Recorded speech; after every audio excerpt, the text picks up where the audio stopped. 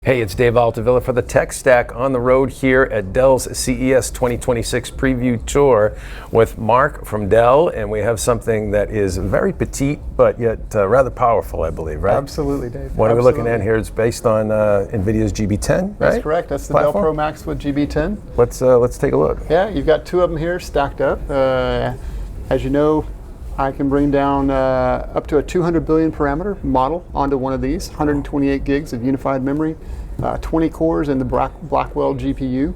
We've got a demonstration here today where I'm running some agents locally on this device. Okay. This is an application we've built. We've integrated N8N.io into that application, and I can kind of have these workflows that I might want to stand up to do tasks in the background for me. Okay. So, this is a great device for education. It's a great device for data scientists, but we think this got applicability into the everyday workflow of people who are just trying to get their jobs done.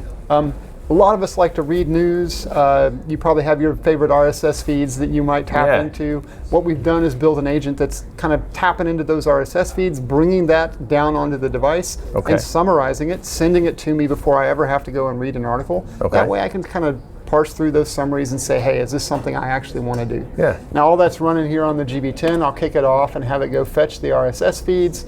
It'll normalize those, stick them into a vector store here on the device. Okay. And then you can imagine another timer that kicks off that says, hey, let me go fetch anything that's new and relevant. And then I'll run that through maybe a GPT OSS model, and that will actually summarize those into kind of a standard form, aggregate them together, and ship them out to an email so that I can catch them on my phone on the go, and then decide whether or not I want to look at that content. So all of that running here locally on my GPT. Little AI administrative assistant for you. Exactly. I love it. Exactly. Cool. And it just sent an email. It did. It's here on my phone. You want to take a look? And this is the physical flow of what it did. Digest the RSS, normalize it, process it, send an email. Yeah, absolutely. Wow. And you can think about this being more than just for a single individual, but for sets of departments. Like this one device might serve 3, 4, 5 different departments in your enterprise, in your organization. So it's not just limited to a single purpose. Very cool, very cool. But the platform itself really good also for AI developers that want actually, the Blackwell platform in-house, low power. Exactly. You can imagine bringing down a foundation model. I've got my device for my enterprise, a lot of my data for my enterprise, a lot of IP locked up in that. I might want to take that model, fine-tune it locally here on that data set. I don't want to push that stuff to the cloud. I want data sovereignty. I want it here locally, and then I want to deploy that maybe into a service like this for enterprise use. Very cool. Yeah. So that's the Dell Pro Max with GB10. That's correct. Awesome. And then if we pan over here to the left side. That is not petite. Not petite. This is the opposite of petite. We've got Travis from Dell, who has GB300 solution, not actually resident in the case currently, but this thing is wild. Built on the Alienware Area 51 chassis platform. You nailed it. What do we got going, Travis? So this is our Dell Pro Max with GB300, and what you're seeing is the cooling technology that we've used to enable the solution. Before I get started, we usually like to talk to the why, right? Yeah. Previous products we talked to, 100 billion, 200 billion parameter model. This is really going up to the trillion parameter model. The largest models you want to run, you have the memory, you have the horsepower to go run those models. The challenge, gaming, you said the Alienware 51 chassis, this was the foundation, it was the biggest chassis we had, the most modular chassis that we could add, so we could upgrade to have the ability to cool the B300 at full power. Wow. How much power is this? If you look at your PCI slots, usually 3 slots are about 400 watts. Yep. The die inside this cold plate is 1,000 watts. So imagine 6 slots of stuff. You are now cooling in this little area shown in the cold plate. That's a little dense. That was the foundation of going to build this solution. Our approach to this was custom. Everything's custom. We ended up developing 2 pumps. They're completely in parallel and they're completely redundant. So if one pump fails, we can run the full fluid network off the primary pump. There is 2 tubes that supply all the fluid to the GPU itself, and this is a fluid distribution plate. And so what happens inside that, there's 3 channels. There's a primary channel that cools the high bandwidth memory, the HBM memory first. Then that same water cools the GPU, the B300 itself. On the outside, there's bypass channels that give us fluid flow to both the CPU and the CX8. Okay. The reason we did that was pressure drop. I wanted to be able to have redundant pumps, and so we had to run everything in parallel. So think a bunch of math to ensure that you had that safety capability. If something fails, you have full redundancy.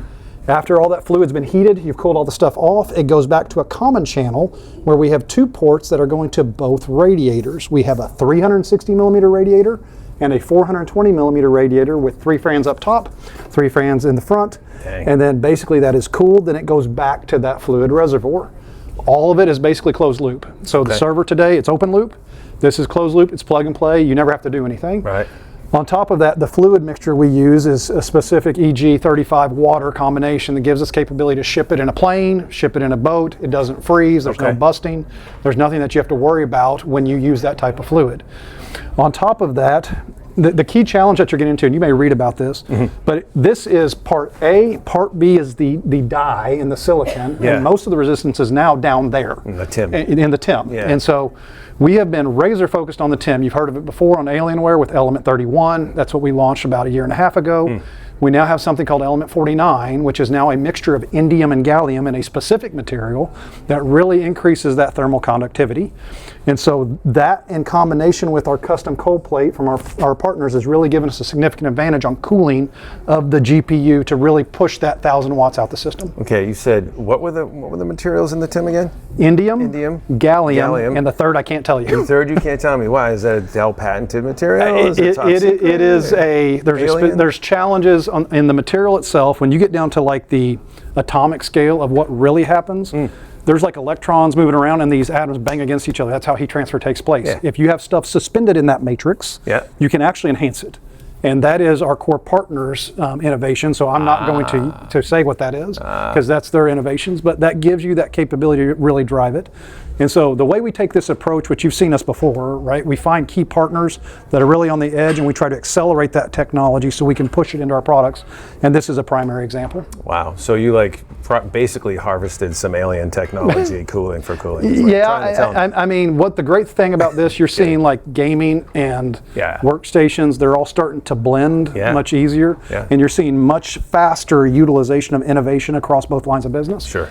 But what I love about this, this wasn't a traditional approach. Traditional approach, we would go to supplier A, supplier B, they would provide a cold plate, a pump, and a radiator, right? You dump it in there, everybody else could buy that. That's not the case. A lot of the GPU, CPUs, we worked with a specific partner and we built out the IP around it. We built out the innovation around it. So we could do this for Dell. So the next generation, if I want to leverage it, we can. And really gives us that uniqueness. So our intention is to scale up. So as more opportunities arise, what can I do with this cooling technology? And one of the reasons it's desk side. That's desk side, right? This is desk side too. That's desk side.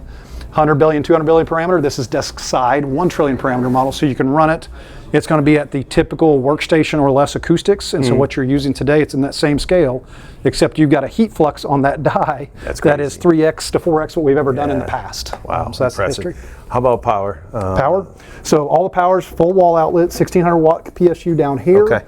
Coming for the system, and most of these systems like workstations, and I'm sure you guys know this, it's outlet limited. It's no longer system limited, it's breaker limited. And one of the things we did that was intelligent, by having all these fans, usually if you run one fan really fast, there's a power that's like related to speed, and it's a really high ratio. Same thing with the fluid pumps. By doing all of this in parallel, I can bring the power consumption of the fans and the pumps down to have that available power for other things in the system, such as the GPU, the CPU, the memory. So part of this from a OEM perspective, like a Dell perspective, is how do I use that energy best to get done what you need to get done, which is that large model and have the availability of that power. But right now, wall limited. Obviously, if you go 240, there's upside potential that you can scale up. So will you have a 240? So it supports it. It's switching. So you can do 120 or 240. So you can pick it. Usually the plug is that horizontal plug. Just be aware. So 240, 20 amp. And so it's a big block. And so you just have to. Usually that's going to be lab based or somebody has wired the outlet for that. but that gives you the ability to scale. You can link both of these with the QSFP. Okay, so you the can same chain two interconnect. together? And so Okay. if you wanted to build more capability, but this is really a bridge, right? Dell's strategy from an AI factory. Yeah. Laptops, right? 40 tops. You're doing 40,000 billion parameters per second. You're scaling that up. So that's a 4 billion parameter model. Yep. You go to 100 billion. You got the tweener workstation, say 200 billion. You scale this up to trillion and beyond. Wow. This is all client. Then you go to the data center, which you can have a full rack that's 100 kilowatts plus, that if you really need to scale out, you can. So this is the AI factory vision from small compute to large compute over the full stack. Nice, nice. So the Dell Pro Max with GB300. 300. Time frame? First half of 26 is the official time frame. Okay, first, and you're not talking pricing at this point. I mean, from your perspective, go look up and see what If you have to ask, you can't afford it. Is that what it is? I think this is a specialized tool, right? Yeah. I always use the analogy of trucks. Yeah. You've got your Ford Ranger, you've got your F-150. This is you got your F-350, and the data center is the Peterbilt semi, right? Right. You're going to have different products for different needs, and knowing what that need is. But this one's fantastic because this point in time, it gets you to that trillion parameter model. Yeah. So if you're doing desk side, medical MRI machine, you have that capability. If you want to be a data researcher where you're doing something local, I don't have to push it to the cloud. It's all firewalled off into my lab. Yeah. I can run it on-prem, on device. And so stuff. it's a huge horsepower capability that you're going to have, but it's not everything for everybody. Right? You got to pick the right product tool for what you want to do. You got it. Absolutely. Travis, thanks so much. Travis from Dell. We are finishing up here at our CES 2026 preview tour. Make sure you hit like and subscribe on the channel, folks, so you get notified when we have more of this exciting exclusive content. And until next time, we'll see you on the Tech Stack.